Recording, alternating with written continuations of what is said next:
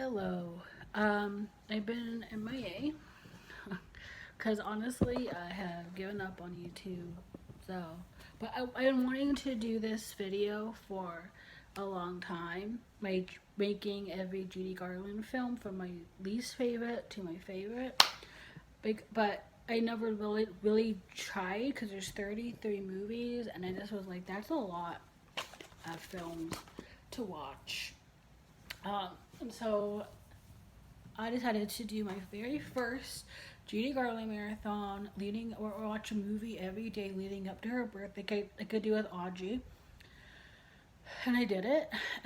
But this was hard because unlike Audrey didn't have that many movies, but and Judy had 33, like I said, and so it was hard because honestly, there really isn't a Judy film that I hate. Like, there's not one where I'm like, oh, I don't want to watch that. Audrey has a lot of movies that I don't like, so it's easier for me to rank. This is harder because there's really no film that I never want to watch. Like, there's some that I'm not a huge fan of, but I mean, they're not like my ultimate favorites, but I still don't mind watching them. I never like, oh my god, I have to watch that now. It's always like, it's fine. So I'm gonna work my way up, go from my least favorite to my favorite. I know my top three are solid, but this could just all be like switched around. But I'm gonna pit Babes on Broadway, Strike Up the Band, Babes in Arms, and Girl Crazy on the bottom. Not just because they're in this, so it's like easier just to like get out of the way.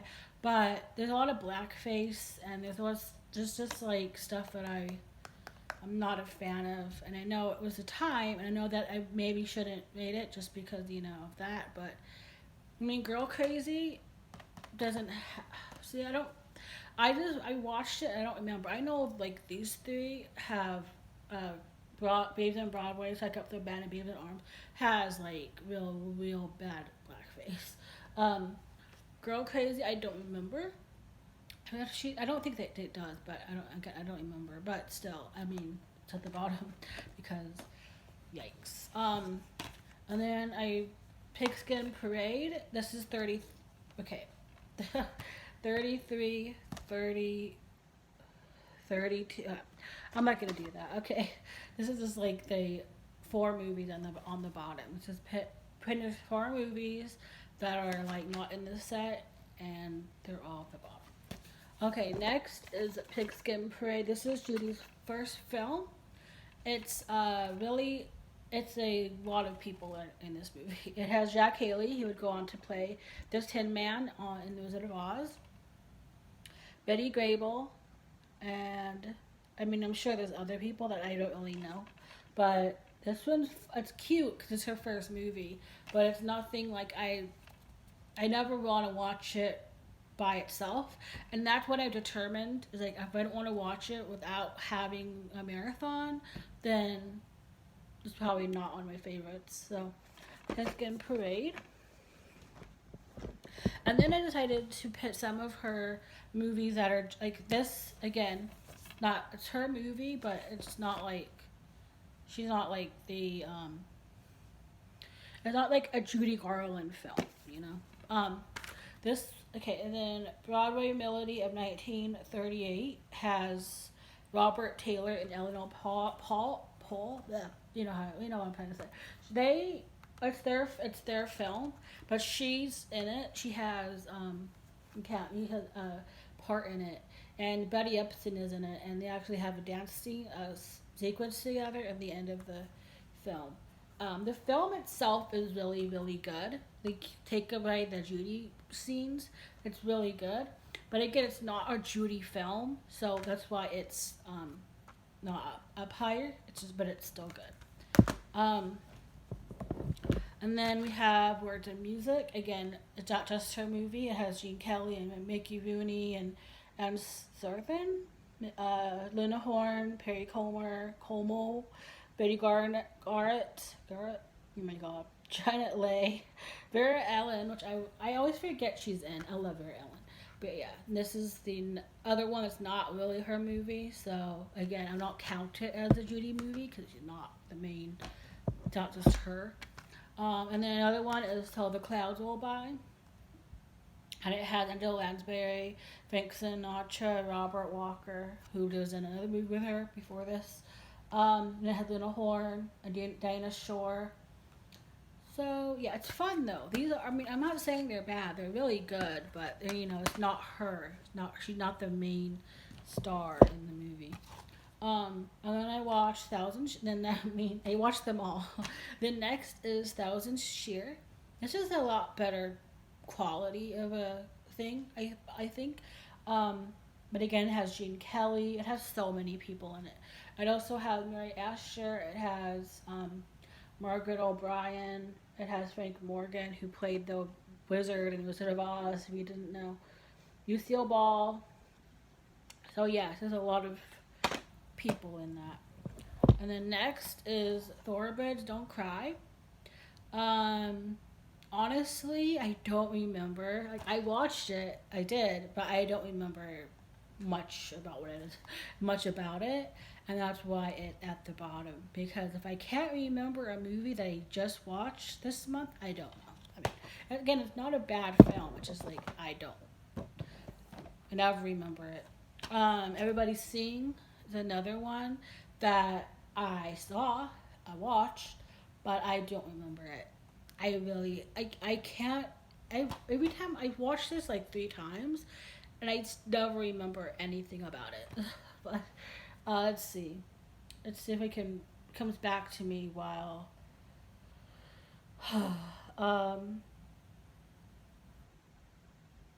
Let's see. It has Fanny Bryce. Oh, Billy Burke. I remember that played Judy's mother, and she was the good witch. The good witch in Wizard of Oz. This was before Wizard of Oz, so that's interesting. Um,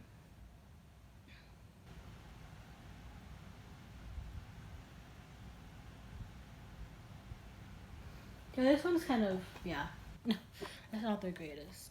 And then we have Gay Prix, which is an animated film. This was really cute. I was like at the bottom because it's not like I don't know. I had to go somewhere, so I put it where I put it. And then next is Listen, Darling. It has Mary Asher as Judy's mother. And it has Walter Pidgeon, which he's really good. But this one is a fun movie. Like, again, I never really want to watch it alone, but without a reason to. But, yeah, it's not bad. Little Nellie Kelly. It has George Murphy, Charles Winger. Charles Winger was in a few Judy films. He played her father in this, and I love this movie. It's not up higher just because, again, I never want to watch it by itself. I always forget about it, to be honest. But it is cute, and I enjoy it. So,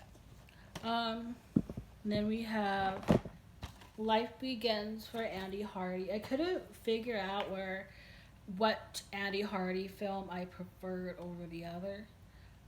This was Judy's last appearance in the Andy Hardy movie. She only did 3. But this was good. It was enjoyable. And then we have Andy Hardy Meets Debutante. And again, it's just, typical kind of film. It's cute, though. It's cute. I'll say that. And then we have the first one, which is Love Finds Andy Hardy. And this one is actually my favorite of the 3. I think it's really sweet and cute.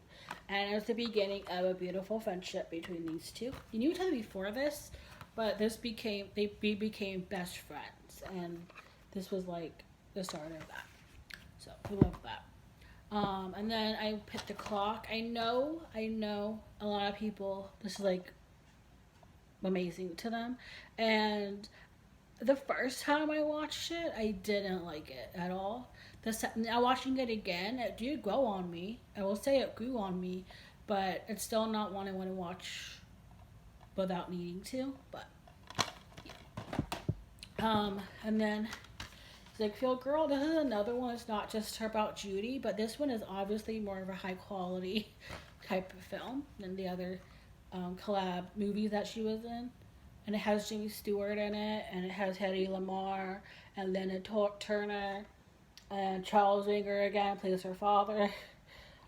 Jackie Cooper, Edward Everett Horton, Tony Martin. He was in a few Judy movies as well.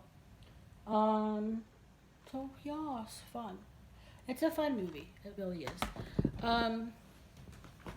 Okay, this is my bed is a mess.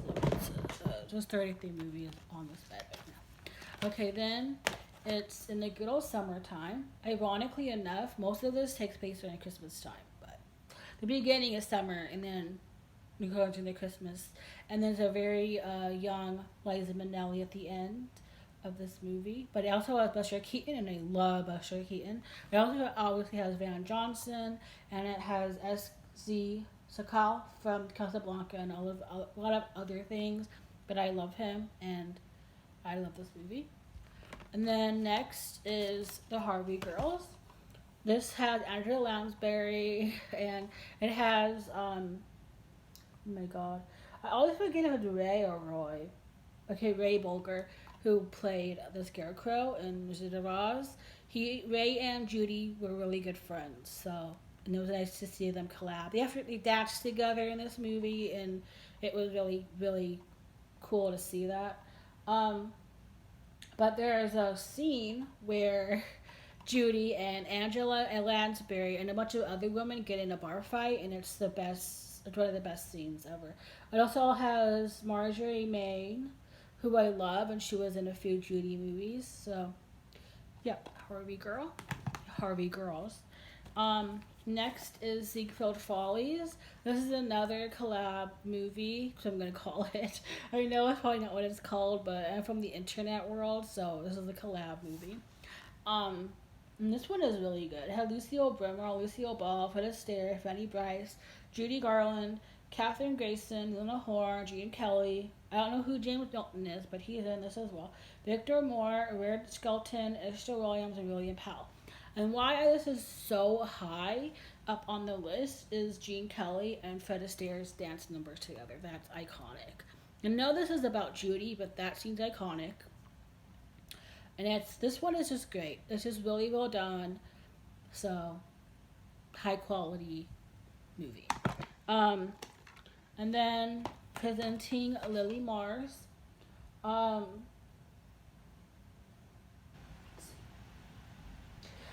Tommy Dorsey. That made me like. There's a guy on Instagram named Tommy Dorsey, so that's funny.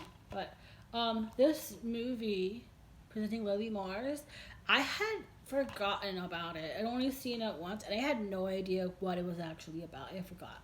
But this one is so funny. It's so cute. It's so good. If you haven't seen this movie yet, you need to see it. It is one of her best. And this is one I'm probably gonna go out of my way to watch on its own, because I need to see it more. I need to see it a few more times because it's really good. Oh my god. Okay, I'm right. I was freaking out. Okay. Next is Child is Waiting. This has Burt Lancaster. Obviously, you can see. Judy, and it has Jenna Rowlands, and this movie is really sad, and it's really good, but it's really good. It's one of Judy's dramatic roles. She didn't really get to do that many, but this one is really good, and I recommend. Oh my god. Okay. Alright, we're almost to the end. We're almost there. I thought it was going to take a lot longer, but it's not, which I appreciate. And then we got Summer Stock, which this is a beautiful, beautiful movie, to be honest with you. This also has Marjorie Main. But this is Judy Garland and Gene Kelly, as you can see. This is fun because the connection between them was stronger in this, because this was their last movie they'd ever do together. but their chemistry was just amazing, and it was great. Um, and then we have the Judgment at Nuremberg. Oh, that.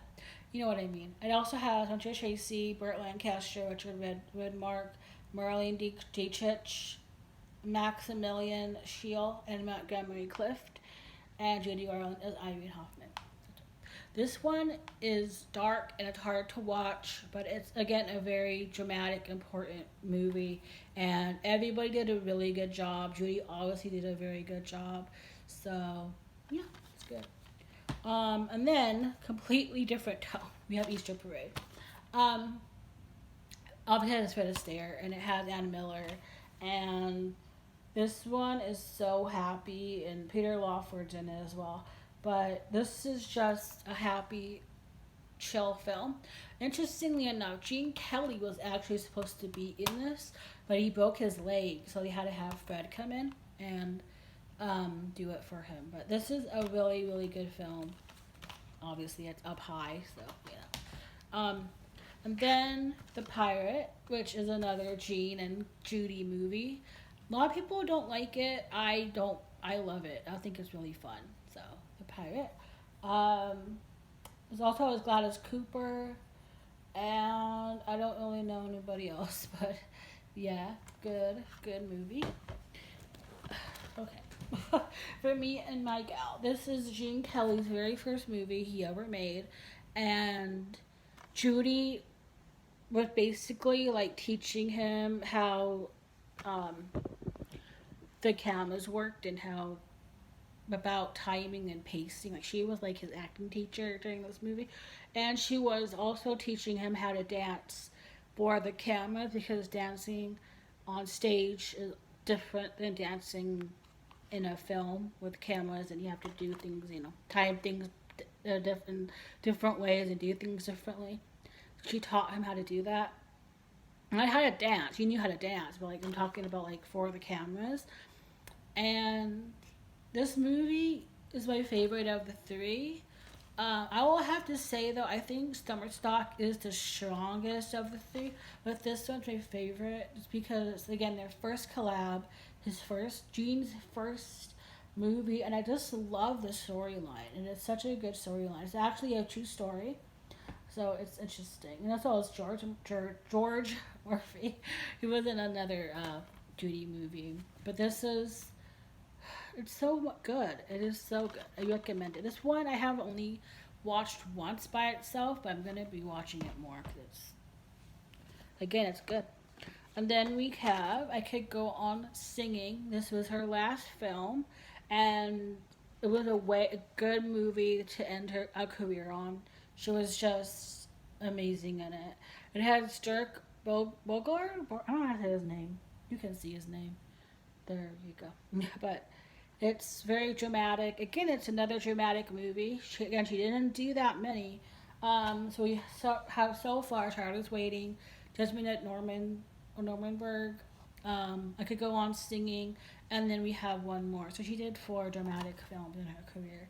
Towards the end of her career, which is interesting. Oh, I guess The Clock would be considered dramatic as well.